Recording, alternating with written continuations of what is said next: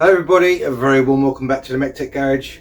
As you can see, the old Puma is looking like my car again now. It's got a lovely shine all over, and for the first time in over 2.5 years, it's now watertight, as you can see. So without further ado, let's get into the video and I'll show you exactly what I've been doing.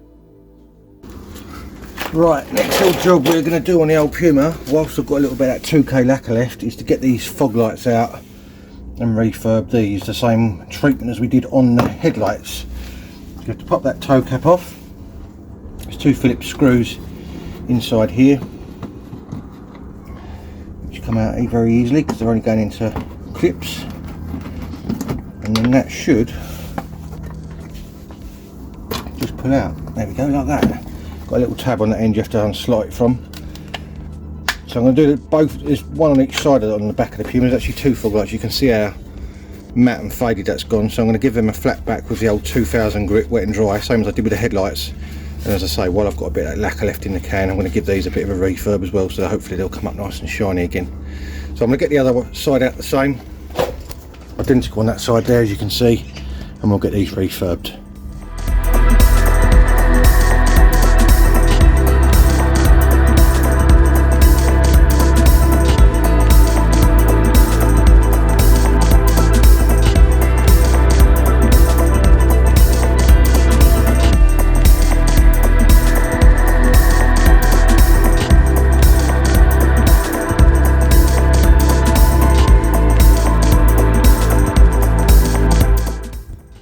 Righty ho, we are on the passenger side of the car now. As you can probably make out, there's the front wheel, and we're looking at the sill now. Although it's a little bit crusty this side, there's a few little flaky bits here and there as far as paint and stuff like that.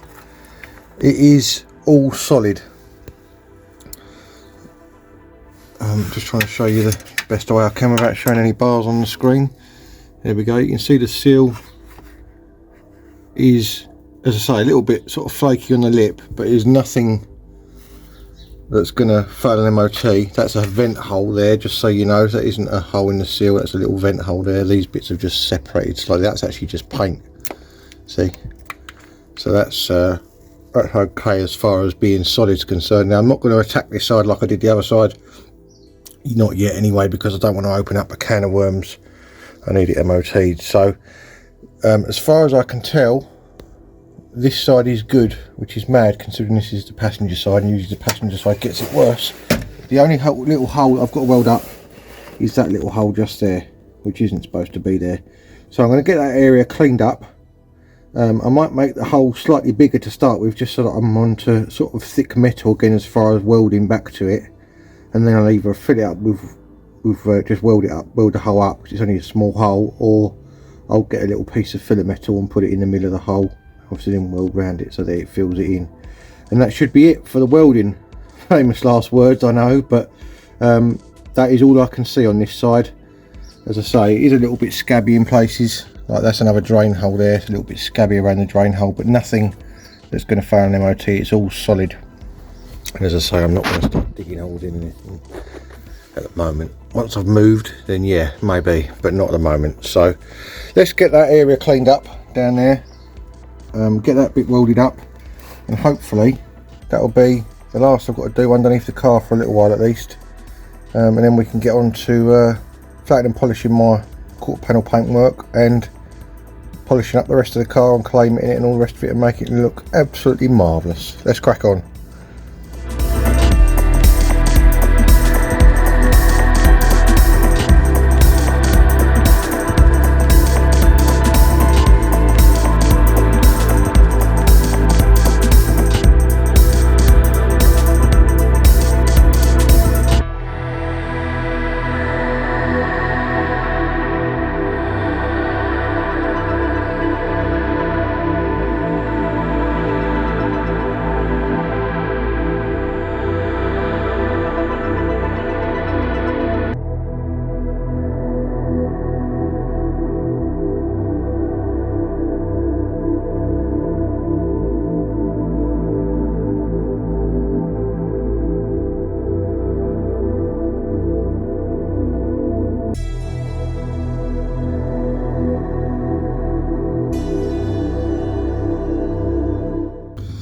Rightio, there we go. As you can see, I've cut that hole out. I've cut it out a fair bit bigger because there was a little bit of corrosion on the surface on this metal around it, but I thought there was no point in trying to weld to that. I might as well do it bigger.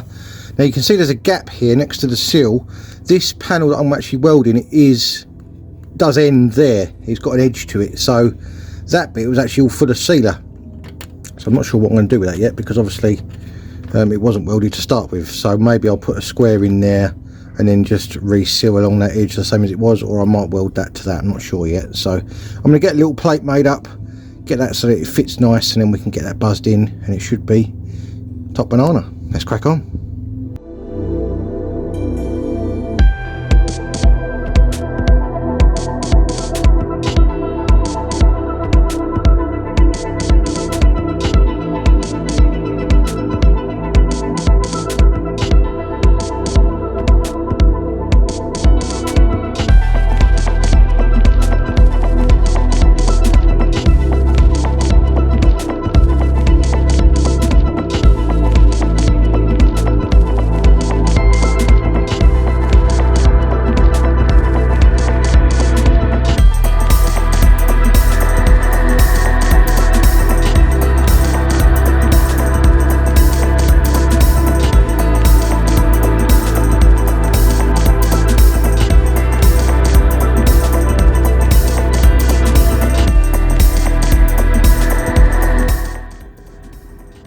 Rightio, there we go. That is the little patch all welded in all round. Looks nice and neat. I'll give it a little grind back with a belt sander.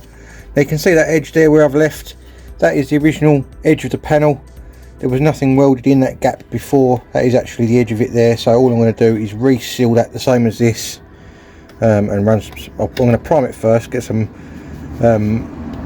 rust inhibiting primer on there, and then I'm going to run a little bead of sealer along that edge, along this edge where it was before, and that should be all good to go. So there we go. That is hopefully the final bit of welding on the old Puma, for now at least anyway, until we move, and hopefully that should be good enough to get it through an MOT. So that is absolutely top banana. Let's get this painted, and then I'll get some sealer on the go.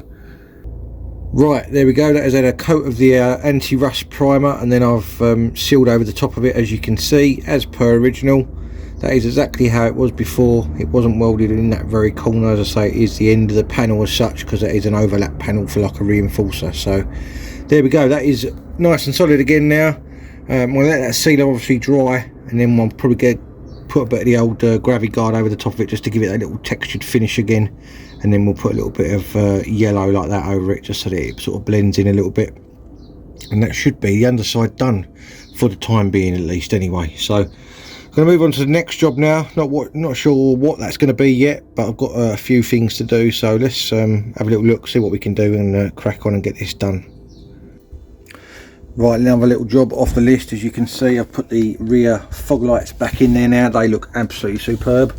I'll give them a little flat and polish. You can see the lovely shine on them now. They were almost white before, so I'm well chuffed with how they've come out. That is really, really good. So there you go. That's nice. Shiny fog lights in the back bumper again now, so all I've got to do now is make the rest of the back bumper look shiny. But that will come in time. The next job I think I'm going to do now, while I've got the car up in the air, is get the spacer on that side front wheel, and also get the mud flap back on that side while I've got the wheel off. That'll make things a little bit easier as well. So let's crack on and get that done, and we are progressing well. Let's carry on with the jobs. Right, there we go. There is our passenger side front mud flap fitted and the wheel spacer fitted. Now I realise in the last video I kind of showed you how the wheels sat in the arch, but I didn't actually show you the wheel spacer going on, because I missed the clip out of my eldest putting the wheel spacer on for me. So I might just stick that in the video now. You can see my eldest Lucy actually putting the other side wheel spacer on for me, so we could see what it looked like. That was the first one going on, which is what should have been in the video before I showed it out on the driveway, showing the width of the wheels, if that makes sense. So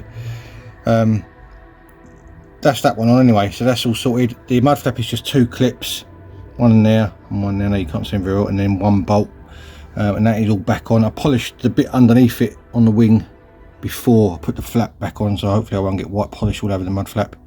So that's this corner back to where it should be again. Now I can get the wheel back on. I might clean the back of the wheel before I put it on, and then I can get that put back on, and that is this corner complete then. And then all I've got to do is the other front mud flap, and then we should be somewhere near it as far as putting bits back on the outside at least. I think the only thing I've got left to put on the outside now is the kick plate that isn't really on the outside, that's on the inside shut of the other sill. So I've got something interesting to show you on that actually, because it looks like it's doubled up from new, so I'll show you that in a minute. Right, as you can see, I've had a massive clear up in the garage.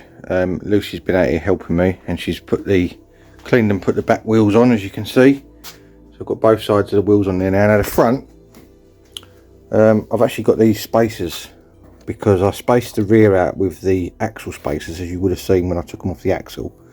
I've got 10mm spacers to match the front, so that it brings the track out on the front the same amount as what I've taken it out on the back. Because I think that may have been some of the issue before, where I've obviously widened the back by 10mm either side, so 20mm effectively, but I left the front stock. So I'm going to get the camera set up, and Lucy's going to bolt on this front spacer for me and bolt on this front wheel and see what it looks like. Rightio, we are obviously in place. This is the spacer, and these type of spacers are actually bolt on, so you have to bolt these on to the original studs with the nuts provided, which are down there on the floor. And then obviously you bolt the wheel onto the ones that are sticking out. So Lucy's going to bolt that on corners. These on the original ones here? No, use the we're going to use those ones on these ones. Okay. That way? Another way around, because we've got a cone shape inside there that fits into, so it centres it. Oh yeah. You might have to use the socket, yeah. Take the socket off of it and then push the button. Oh, what about that? There we go. No. Use the socket. Oh, this. And just twist it in. Other way. See? Give you something to grab hold of then. Don't knock your hands on them.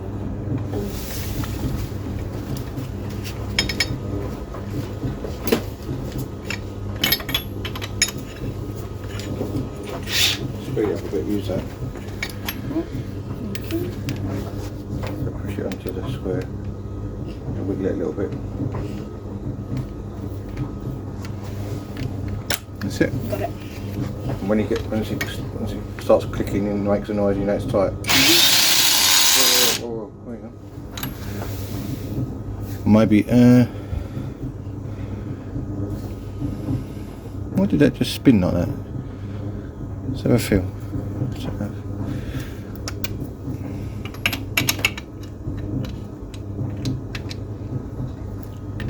Maybe it was just taking up the thread. Go on, try again. Push it in hard when you do it. That's it. That's all you need. Put the other ones on by hand. You always put them on by hand first. Yep. No, just start them off by your fingers. Yeah. And then you can use that to zip them on with. If it doesn't go on easy, go back slightly. And don't fly it off.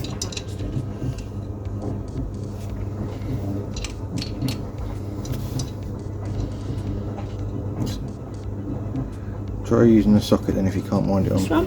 No, we take the socket off and try it by hand. Okay. You don't want to cross the threads, so if you get it started by hand first of all, there you go, that's it. That's alright now. That's it, you can take it off now. Put them all on, and then you can use the gun to zap them up. Yeah.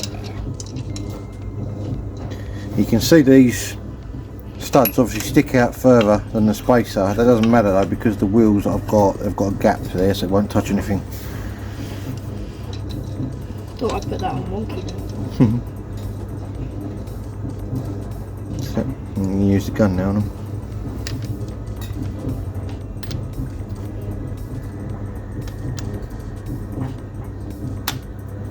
That's it. Hold it square on it. She wasn't square on it. Yeah. This one?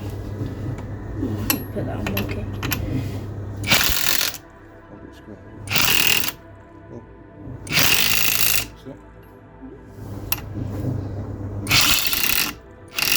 That's it. Do that one again, just make sure. Yep. That one. That's it. Perfect. And what we'll do, we'll get a breaker bar and just make sure they're tight. That impact gun I've got isn't particularly like mega strong as far as doing wheel nuts, so we'll have to go over it with these, and to stop the wheel turning, put a crowbar in between. hold that. Yeah, hold it. Put it down.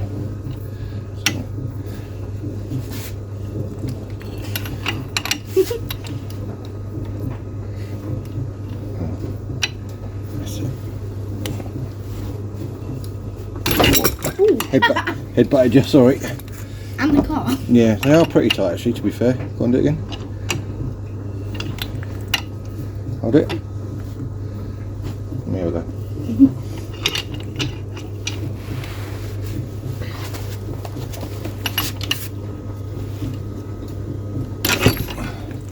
Problem is with these nuts is they haven't got a lot of depth to them, so if you don't get on them straight square, they don't go tight right, if that makes sense.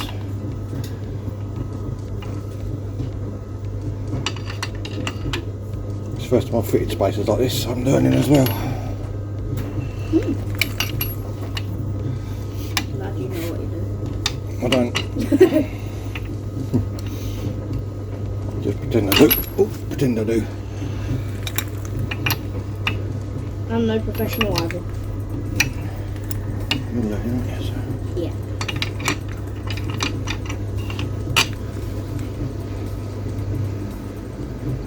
That should be fine. Yep. Now You can put the wheel on. Oh yeah. First, I'm actually helping. Don't know how long these studs are going to be in relation to this wheel sticking out. We'll have to see.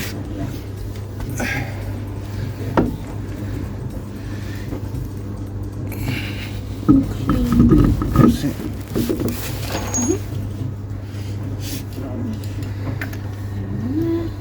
Start them off by hand. You can use the gun after.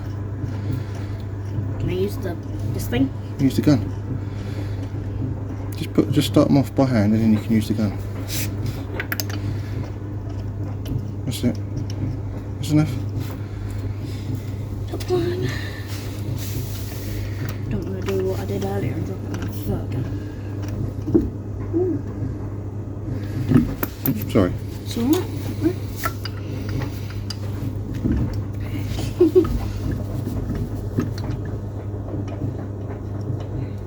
Okay. This one. Oh, yeah. That one I can't use the gun for. It's not sitting right. Why is it not sitting right? Ah, there we go. Okay. Go on then. Buzz them up. Oh, I need the thing for the end.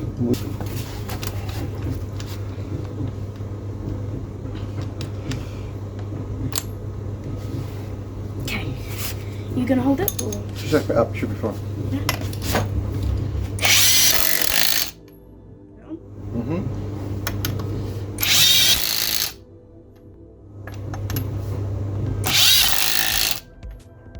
Do a bit more on that one. That one? When you do the locking nut, don't use the impact gun on it. Yeah, just use this. Use your normal ratchet, yeah. Yep. Got that. Socket. That one. Push the button, that's it. That. Get that to lock into the key first. That's it.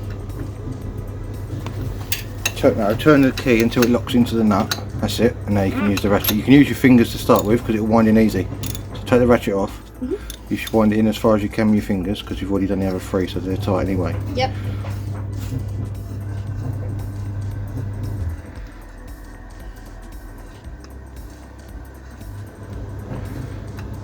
That's it. And then use your ratchet. Remember to support it.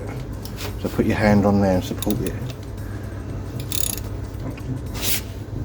That's it. That's enough. Perfect. Take the key off. And there you go. Lucy has now fitted three wheels out of 4 because we only took 3 of them off. Yeah. So what I'm going to do now is get the car on the ground again. We'll get it out on the driveway and I'll show you the difference between how this wheel sits and how the one on the other side fits without the spacer, and we can see the difference and see what it's like. Right, I'll just give you a little idea of what I've been doing. As you can see, this wing is now absolutely smooth as glass and really, really shiny. You can't hear it at all. I just wanted to show you the process I've been going through, because obviously I'm doing it in the garage, so I can't soak the car down like I would normally and all that sort of thing. So basically, I've got my normal zip wax in a bucket, which is what I normally use, and I'm giving it a quick wash. Try not to get the floor too wet. Get all the dirt off as best as possible. And then after that,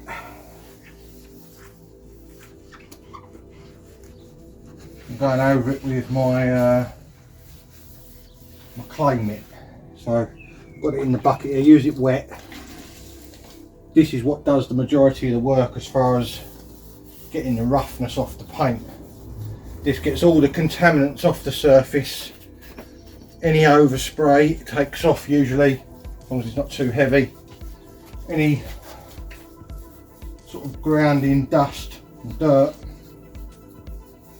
You can use it on the windows as well. It gets your windows nice and clean, especially like because I wax my side windows. I don't wax the windscreen because obviously the wipers will smear, but I use the clay mitt on them, and because it gets the glass so clean and contaminant free, it makes your wipers wipe better. So that's a nice little tip for you if you're doing this. So basically I'm going to go over the whole. You can feel how rough that is. Didn't actually wash that before, I should have washed that first of all, but anyway. You can get the overspray for that while we're there. You can see the dirt running down the door. So I'm basically going over every panel like this, bit by bit, and it's just bringing it back to the nice shiny surface you want it to be again.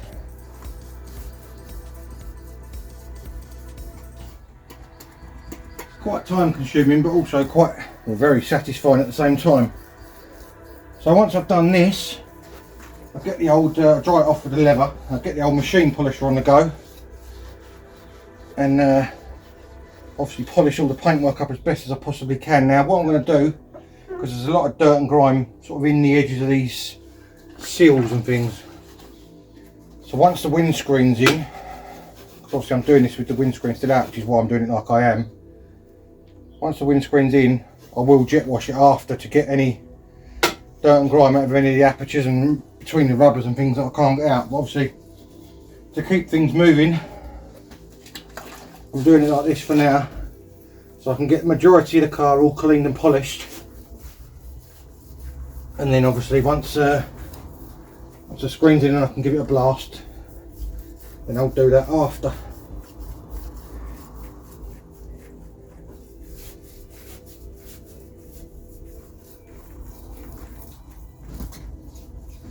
It's not anything too glamorous this, unfortunately, but it is a nice finish once it's done. What have I done with my wash leather?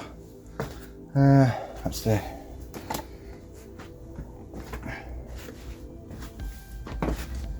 You can feel already the difference, how smooth it is compared to what it was. It was like sandpaper before, as you've already heard in the last video when I rubbed my hand on the bonnet. There's a lot of grime in between this scraper moulding and the door, so I'll have to get that out once I jet wash it. I'll do it a panel at a time, because that way as well gives your arm a rest, which is always good.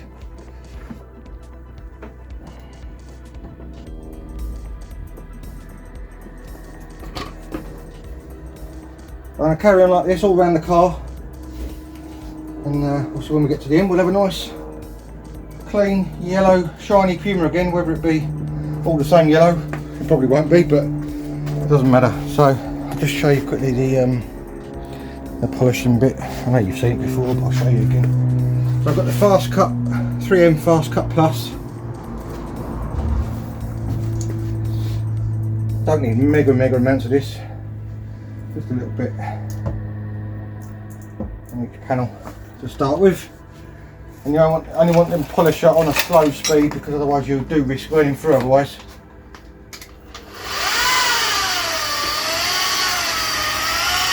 And keep it moving when you do it as well. Don't want to stay on one spot on the paintwork for too long.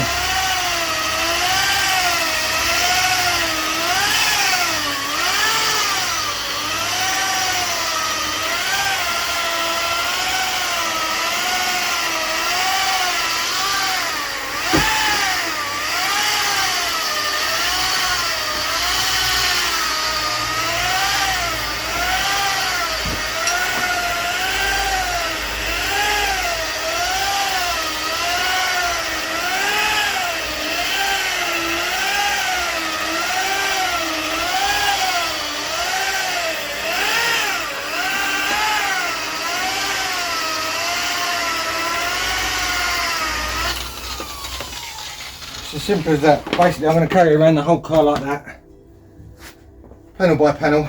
You can see the shine it gets back on it, it's amazing. Now I've noticed when I looked at the back of this, obviously while I've been cleaning it, that quarter panel paintwork is actually starting to get some moisture under it as well now. So this car is definitely due a repaint at some point in the not too distant future, but for now, as long as it looks nice and clean and shiny, that's all I'm worried about. So here you go, see I've done that pillar now, hopefully you better see that. Let me grab the camera so you can see it a bit better.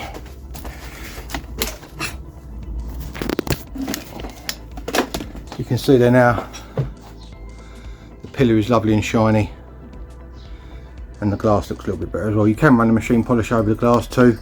Obviously it'll get off any contaminants off the glass to a point, but it's lovely and smooth now. So I'm going to carry on like that around the whole car, and we'll see what it looks like once I've finished. Now there is another stage to it as well. After I've done the compound like you just saw there, I will go over it with another product called Finesse It, which is like a finishing polish. It's this stuff here. Hopefully you can see that in the camera. 3M Finesse It, and that will sort of polish up any fine marks or whatever. And then after that, I'm either going to wax it like I normally do, or I'm going to try something new. I've had it for a long while and I haven't used it yet. It's actually some ceramic coat, so I may try that, but that's obviously to come once I've done all this sort of bit. So I'm going to carry on with this, and I'll show you what it's like once I've done it.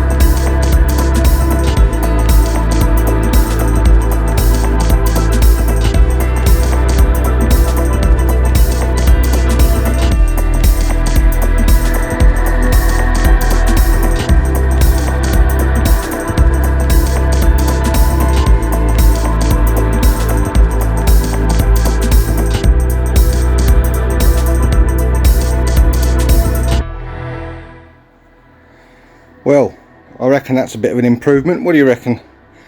Bear in mind, that is 24-year-old original paint with no lacquer. I think that's come up pretty well. As you can see, I've flat and polished it. I flatted it with 2000 grit. In fact, I polished it first, then I flatted it with 2000 grit because I wasn't happy with it.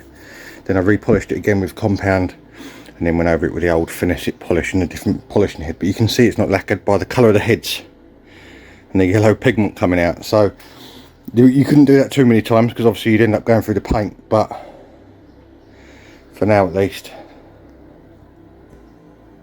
pretty impressed with that shine compared to the other side. Bit of a difference, eh? So I'm going to get the other side done exactly the same way, and I'll show you once I've done it obviously what it looks like. So you've already seen me do that half, so I won't time lapse the other half because it is quite repetitive, as you can probably imagine. And then we're on to the, well, we've got to do the front bumper, and then we're on to the final side. Now I'm sort of working my way around to the quarter panel that I've painted, if that makes sense. So we'll see what that comes out like when I get to it. Hopefully when I flat that down and polish that, it should look something like this with any luck, because that is pretty like glass. That is, it's pretty good. 24-year-old paint, unbelievable. That's the difference between having it lacquered and non-lacquered as far as the way you can polish it back up again. Look how faded the roof looks. That's polished as well. It looks like the unpolished side of the bonnet almost in colour, whereas if you look at the side I've polished up, it looks like the bit I've painted on the roof. So it just shows you obviously what you can do when it's not lacquered, but obviously the only downside to that is it does fade fairly quickly. You have to keep it waxed and polished, and obviously eventually you will wear through, whereas with lacquer you won't. So there's fors and against with both, I guess. Only way to stop it really is not leave it out in the sun, which is kind of difficult when you're using it, but there we go. Let's crack on and get this other half of this bonnet done. Right, there we go. There is our passenger side little repair complete on the inner frame rail there. You can just about see where the patch was that I put in. I've gave that 2 coats of, I gave it a coat of sealer, 2 coats of stone chip, some yellow paint, and then some satin lacquer over the top of that, so that is all well protected. I'm going to go through these holes with me Dinitrol wax and just fill the inside of it with wax, and that way as well, just so that it's all protected and nice. And hopefully, fingers crossed, if I can just about do that, for the time being at least, that is the last bit of welding on the car before the MOT. So I want to get this side lowered back down again now, and then we can get the other side polished up, and I'm going to finish up on my lower quarter panel that I painted my arch, and obviously spend a bit of time flattening and polishing that and getting the paintwork as best as it possibly can be. So let's get this lowered down and let's crack on the other side.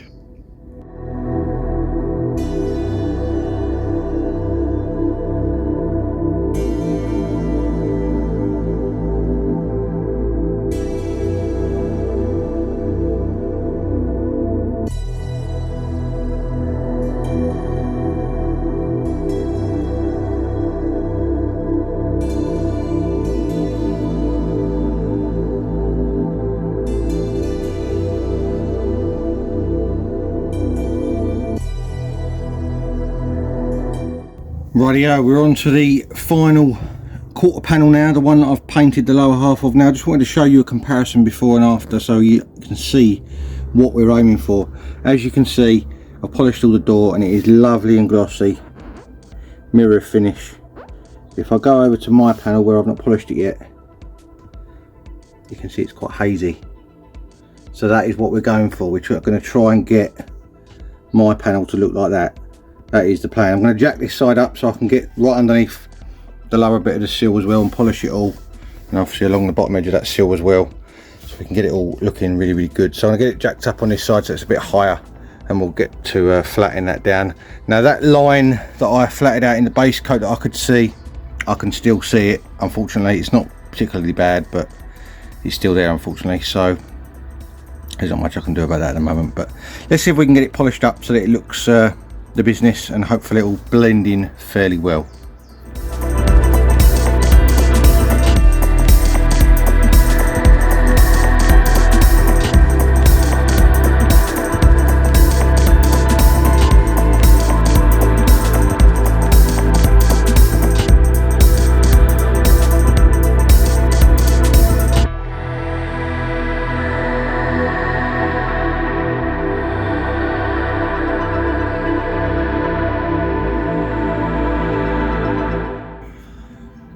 Right, there we go. That is it after flattening and polishing. Now, it's not perfect by any stroke of imagination, but if you look at the reflection of this ramp, for example, with the lines in,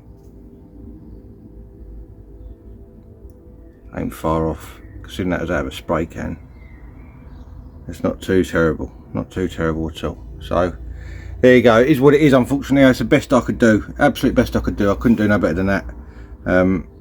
It is a little bit thin on the lacquer down here, if I'm honest, because I did try flattening and polishing that lower bit, and it kind of feels a little bit like it's a bit thin, if that makes sense, like the bit like the back of the van did when I did it. But never mind, it is what it is. Unfortunately, I'm not doing it again. So obviously the car's jacked up at the moment, which is why the wheel looks like it's got a massive gap between the arch and the wheel, but that was just so I could get underneath the seal properly. That line I was saying to you about on the wheel arch disappeared again now, flat and polished it, so I'm hoping that will stay gone with any luck. But yeah, it's not too bad. I'm pretty pleased with it, to be honest. I've been sitting here for ages staring at it, to be honest with you, thinking I wish it was better, but you know, it is what it is. Unfortunately, it's going to be me daily again, and I guess the rest of the car's by no means perfect. I know that's no excuse, but at least it kind of fits in with the rest of it.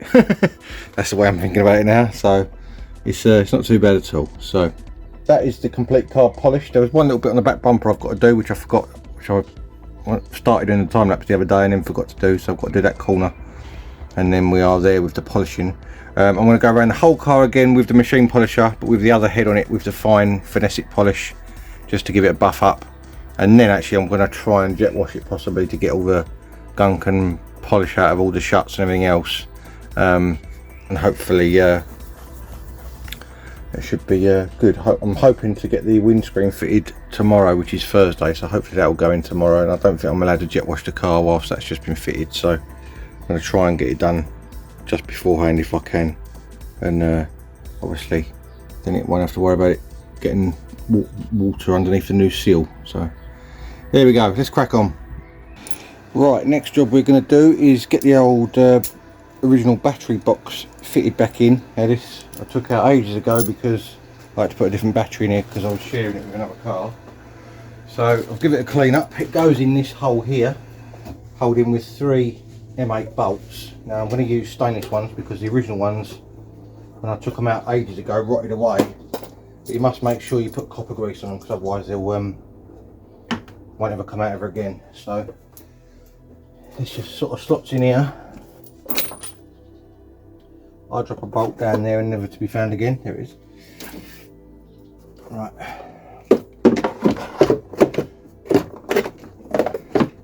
A bit fiddly getting this in here because it's quite tight.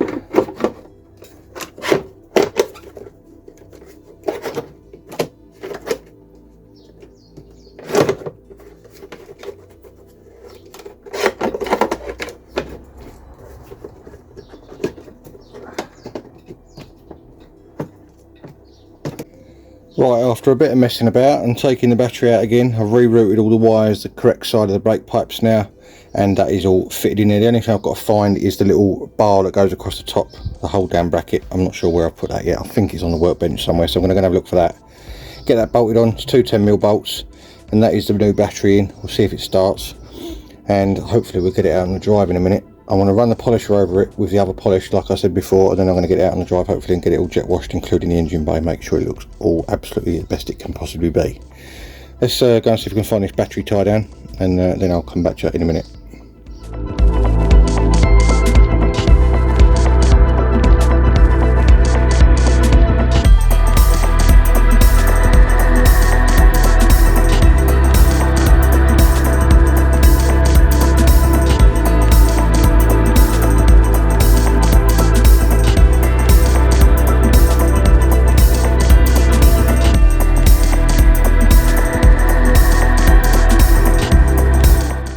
Righty ho, with the car around now outside, looking absolutely mega and shiny. I'm going to give it a jet wash and try not to get the inside wet with no screen, because I want to go around all the shuts and all the sort of door aperture rubbers and everything else and get all the grime out from underneath them, and go around with a little brush and a bit of a truck wash or whatever you want to call it. Can't think of the proper name of it, but go around and get obviously all the apertures as clean as possible. TFR, traffic film remover, that's what I'm trying to think of. Yeah, I'm going to get the engine bay cleaned as well, so let's crack on, get this blasted off, we need it re-levered off, and then we can give it a coat of wax and it should be job done for the cleaning side anyway. Lovely jubbly.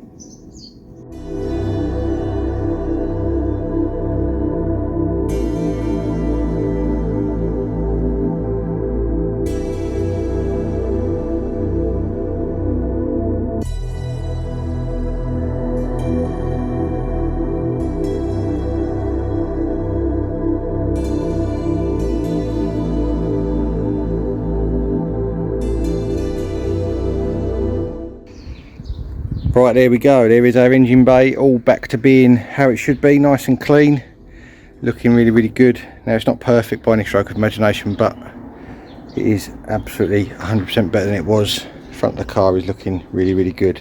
Obviously, I've done all the shuts, all the rubbers, everything else. It is basically looking exactly the same as it was before, but with cleaner edges. I managed to not get too much on the paper, so and it's out in the sun, so it's drying again anyway, so that's quite good. So I'm going to get this bonnet put down now, get a coat of wax on the car. Well, I'm not sure what I'm going to do yet, because I actually had in the garage for a long while some ceramic coating, so I'm wondering if I might put that on it. I'm not sure yet. I'll have a little ponder on that and decide. Lovely jubbly. Right, I've got my old mate Smarty here from Smart Windscreens. If you need a windscreen, give him a shout. If you're still, are you still doing that sort of thing? Occasionally. He's got my nice new screen on the old trestle, and he's just degreasing it at the moment. What's the next step after that, mate? Cool, yeah, look at that, a brand new screen. Look.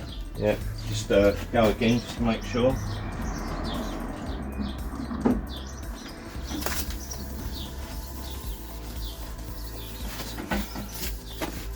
When they're manufactured, there's release agents that they use.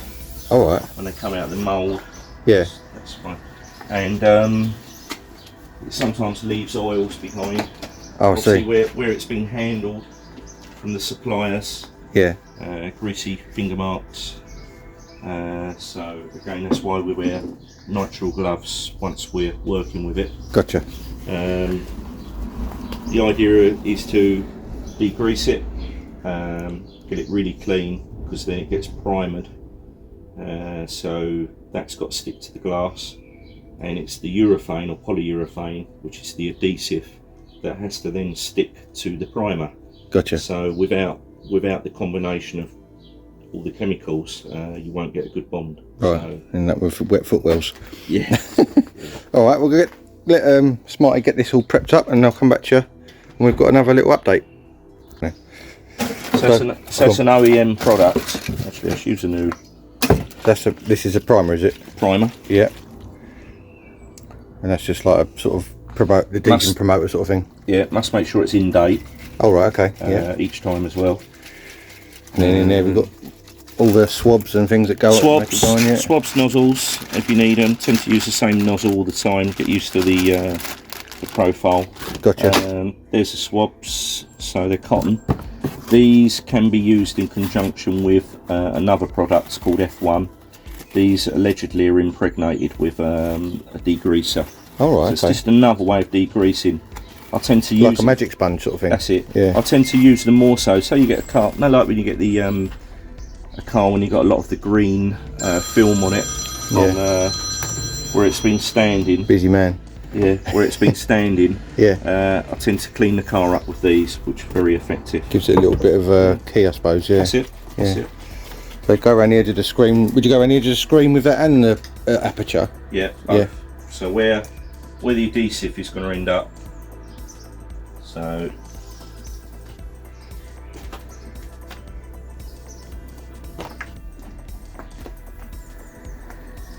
all the way round. Yeah. Always amazes me how far one of those little cotton buds go with some of that stuff on it. It's like, yeah, it does hold. It's like a sponge, Quite isn't a lot it? of liquid, yeah. Yeah. That's it, and no double dipping. All right. So another one. I've already degreased the frame on the car. Yeah, he did that just off camera, same as we did it. You saw on the screen a second ago. So again, use your finger. Oh, it was like a guide for around the edge sort of thing. Yeah. Yeah. Otherwise you end up with black all up the side of the paintwork. Yeah, that's a good idea, that. Yeah. Well, I'm getting older now, so yeah, it does happen. You and me both, don't worry. So again, this time of year, it's gonna probably, I think it's 5 minutes. Oh right, not long then. Yeah. Not long at all. 5 minutes. Obviously, you shouldn't be rushing this part of the job. No. At all. there's no point. Just take your time. Smarty was saying off camera a minute ago, it's all in the prep work, same as when you're doing paint. You just got to get it as clean and best Spend as a bit more time on the prep. Yeah. And it will save a lot more aggro later on. Later on, yeah. Right, so that's primed. There you go. Screen's primed, it's got to let them cure. Let that cure, and we'll come back to you when it's done. Put a kettle on, yeah. Right, so that's now primed, cleaned, checked. It's obviously a heated screen. Two separate circuits, live and earth on each side. Gotcha. Obviously it's a reasonable size or small screen. So I'll lift that in on one arm. Yeah. There are various lifting equipment now to make life easier for fitters these days. They were never around when I started. This being a small screen, I'm just going on one hand. Yeah. The it's double hard. Not really. It's quite in today's world. Screens are quite big to what they were 20 years ago. Yeah. Or 35 years ago when I started fitting. Biggest we had in those days, I suppose, was Granadas, Vauxhall Senators. Yeah, the sort of saloon car type things, yeah. Yeah, big saloons, lorries. Even lorry screens weren't really very big years ago. Now, you look at the average screens, you know. Yeah, massive, yeah. Yeah, a lot of them. That's why we all drive around in transit-sized vans now rather than escort-sized vans. Yeah, that's it, yeah. So you got to get the screens in the back, yeah. That's it. Right, so I'm just prepping a sausage. You wouldn't eat that, would you? No, this is urethane or polyurethane that we use. Comes in sausage form or unipack, which is its correct title. Alright. And it compresses down, so there's no, so it's environmentally friendly and cheaper. No casing or whatever, yeah. Yeah, so it's environmentally friendly, cheaper. Let the battery dropping off. Oh, that's what the. That's what you end up with, and it's quite hollow there. So that's not a lot. That's what you end up with every tube of stuff. Yeah, it's good, isn't it? Yeah. Getting his way. Yeah, so the bead, right, there's controversy over the bead. Controversy over the bead, if you didn't hear that, sorry, I was at the other end. The bead and where you apply it. Gotcha. So, some companies, there's a large company in this country, they like to apply the urethane to the glass rather than the body. The idea, it's quite a good idea, but the idea is that there's only one join on the bead at the bottom in the middle. So it's to deter water leaks. The only thing over the years I have seen that process where because you're dealing with a glass that's got no guidance on where to put the bead, it can be put in the wrong place when it comes to laying on the vehicle. Of course, yeah. So I tend to always use the frame on the vehicle, because that way you're going to be more inclined to not get any leaks. Be in the right place, yeah, as well, wouldn't it? Yeah, of course, yeah, that makes sense to me. The downside is you sometimes have to add more joints, but as long as the joints are sealed over before, like if I, that for instance, just stop there, that joint there, if I don't seal that across in a minute, then that could be a water leak. So the idea is, you can add joints, but obviously seal them up. Make sure they're sealed across. The other thing is try and keep the gun upright so you get a nice bead. Again, more controversy. People use different heights of bead. I tend to go for the lower, fatter bead, so it doesn't fall over when the weather is extremely hot. Just to overlap at that point. You find the glue tends to sort of sag in the heat then, does it? If you have it very tall and thin, which some people do to try and make sure, so when the glass lands on it, that it guarantees that they've both got, it's going to seal. But the problem is, as this adhesive's got very very good sag. They call it, actually do call it a sag factor, so it will try and stand up without falling over anyway. Yeah. But obviously, if you have it too tall and skinny, on a warm day, that might start to fall over. Yeah. So it's best. So I tend to go for a lower, fatter sill, which works for me. Yeah. Very, very, very, very rarely. I probably only see, and this one water leak down to bad gunning probably once every 2 years. Right, it's pretty good going. How many screens you fit in it? Yeah. I'm not gonna, and a lot of it's bad luck, so I'm not gonna change my methods. No. Because of that. So I've just got to sweep those seals over. I was going to say, how do you join them together as such? The joins. The no-no is licking. The no-no is all right. Okay. No is licking. So it's just a very damp finger, just to stop. To sort of mould it together as such. Yeah. If I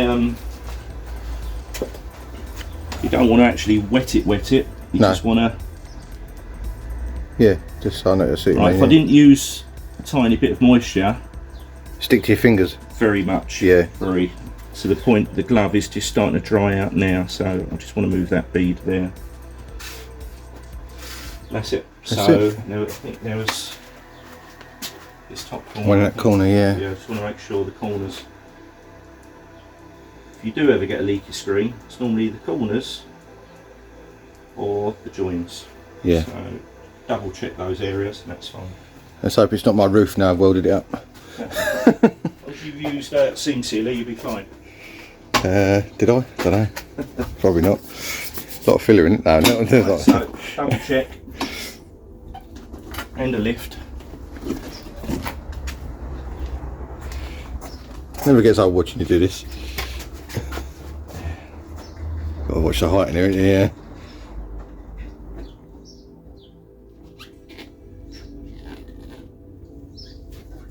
First time this car's had a windscreen that isn't smashed in it for about 2.5 years.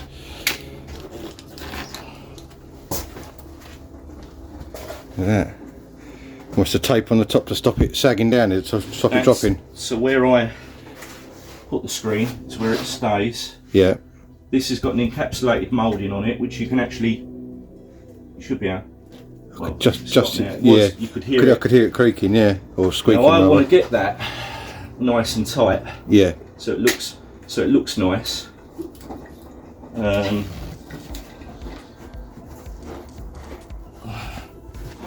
And what I'm doing now is just palming. I'm just going to take my glove off so I can actually slide. Yeah. So what I'm actually doing now is sealing the screen down. Gotcha. Now, Is that sealer like? Go on. I was going to say, is that sealer? Does it not stick until you put pressure on it? Well, it will touch. Yeah. As soon as the glass touches it, it will actually seal. Oh, it will. Okay. Obviously, if you've got any high areas, then the low areas aren't going to seal. Yeah. So to guarantee the whole lot seals, Got it's best practice. Yeah. Is to give it a good squeeze down, all the way round, and that is really, to me, that is really important. Yeah, definitely. Yeah. Because that almost guarantees. I'm just going to lower that side. That almost guarantees a good seal. How much time do you have? Like, you said I'm going to lower that side. How much time have you got before to sort of adjust it? Open time. I think the adhesive open time, which I was starting to get a bit concerned about earlier, is 5 minutes for this adhesive. Not long then. Working time, probably only a few minutes, 5 minutes after that. Curing time on this adhesive is 30 minutes. Oh, that's quick. For airbag safety. Gotcha. So the idea of that is, right, so this is quite important. So you've got twin airbags on this vehicle. Yeah. Driver's airbag isn't such an issue because it comes out the steering wheel and goes backwards. Yeah. So it's not going to really affect the windscreen. The passenger airbag is the issue because if you or something hits the vehicle in the front or you drive into something, that airbag deploys. It's a bigger airbag than the driver's one. Now because it's bigger, it uses more room. So the first thing it's going to do is go up and hit the windscreen and then go backwards to the passenger. Gotcha. So if the windscreen isn't in properly or it's only just been fitted, it can throw the windscreen out. Yeah, you don't want to be doing that. No, because so the idea is, so from a safety point of view for driving the vehicle, this adhesive is guaranteed or warranted that half an hour after fitting in optimum, but that is again, that's associated with temperatures and humidity. As long as it's within those boundaries, it's half an hour. Gotcha. That you can go and actually, and it's been tested at that. Yeah. So it's this isn't going to be going anywhere for the adhesive will stay. So that'll be right. The adhesive will not cure for probably 2 or 3 days fully. Yeah.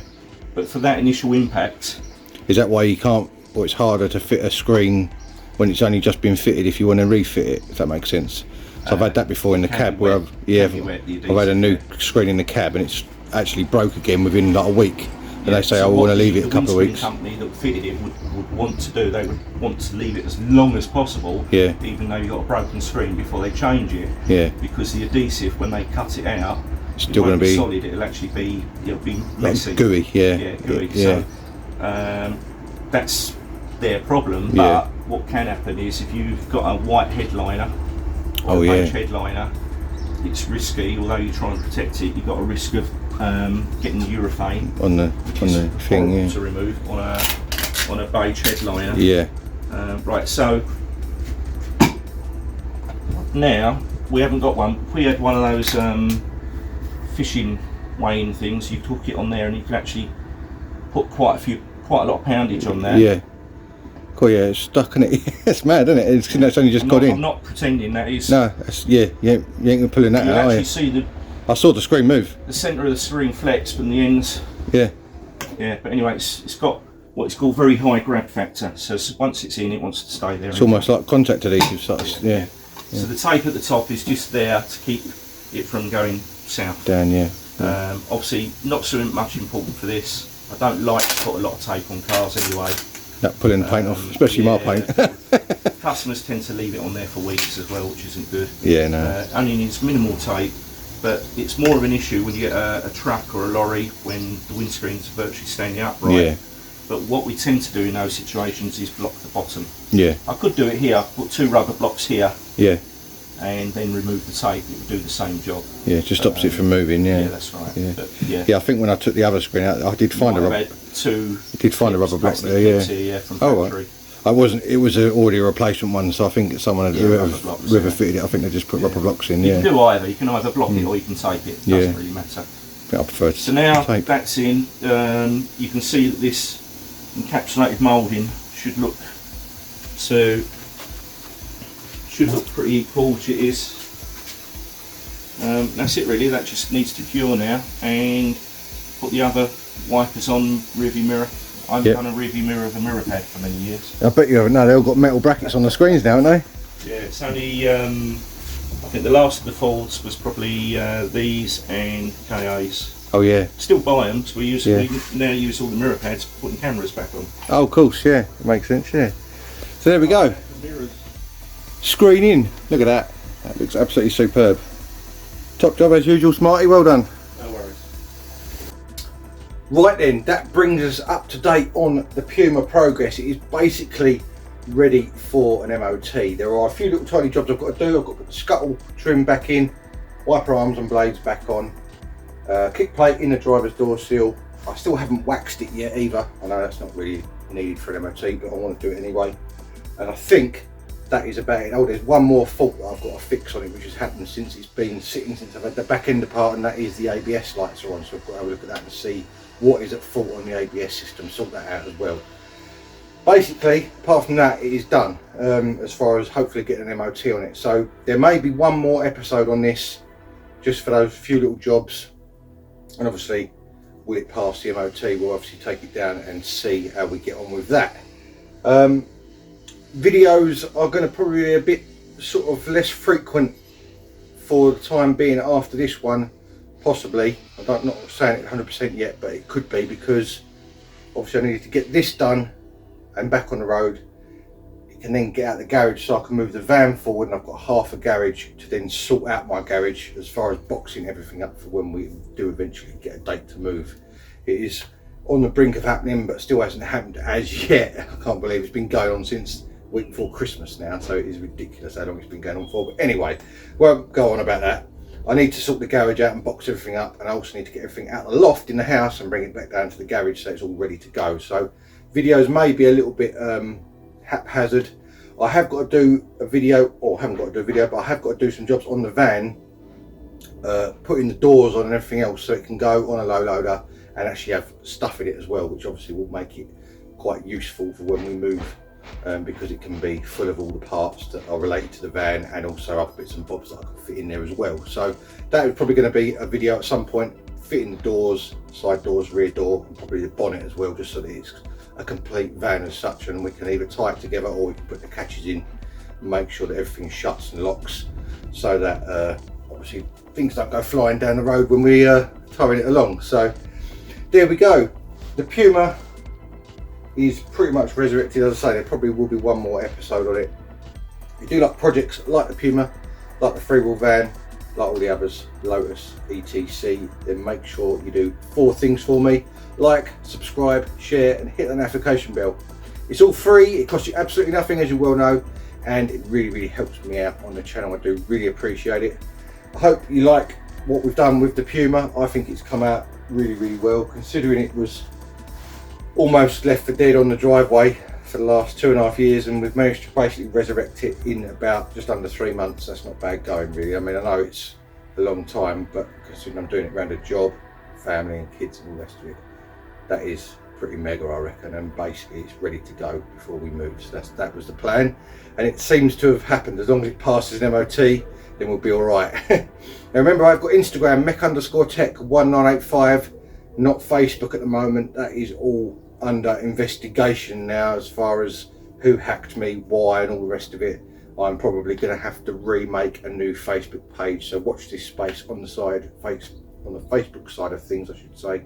But as I say, Instagram, MEC-TEC 1985. Also, I must say a massive thank you to my old mate Martin, Smart Windscreens. Call him Smarty for obvious reasons. If you do want any windscreens fitted in the Essex area, he is obviously the man for the job.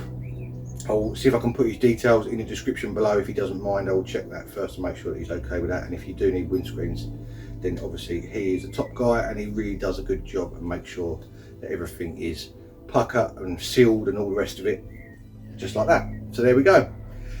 All that's left for me to say is thank you very much for watching, and if you want to join me soon for more automotive adventures, I will see you again next time. Cheers, guys.